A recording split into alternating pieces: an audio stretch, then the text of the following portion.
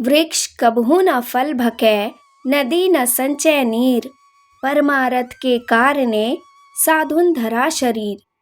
कबीरदास जी का यह दोहा परमार्थ, सेवा और त्याग की महान भावना को दर्शाता है।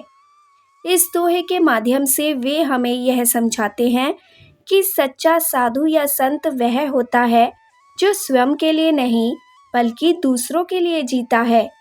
उसकी सोच, कर्म और जीवन शैली में आत्म लाभ नहीं बल्कि जन कल्याण ही प्राथमिक उद्देश्य होता है।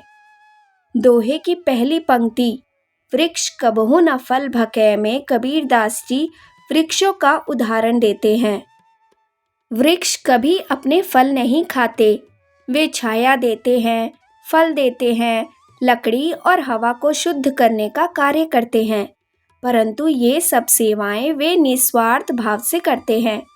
उन्हें न किसी से अपेक्षा होती है, न कोई प्रतिफल चाहिए होता है।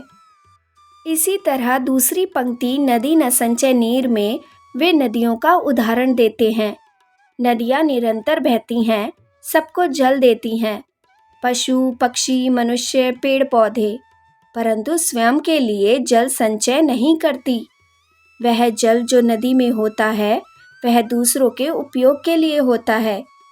इन दोनों प्रतीकों के माध्यम से कबीरदास जी यह बताते हैं कि जो सच्चे संत या साधु होते हैं वे भी ठीक इसी तरह समाज के लिए कार्य करते हैं।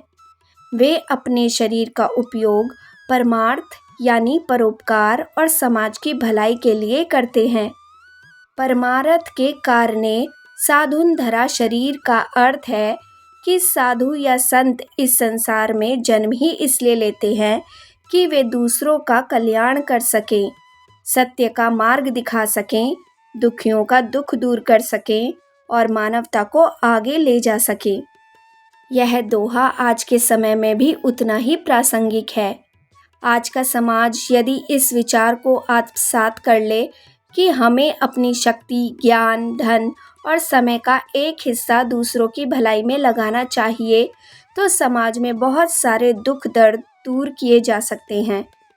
कबीरदास जी का यह दोहा न केवल संतों के आचरण को दिखाता है बल्कि हमें भी यह प्रेरणा देता है कि हम निस्वार्थ सेवा की भावना को अपने जीवन में अपनाएं और एक बेहतर समाज के निर्माण में योगदान दें।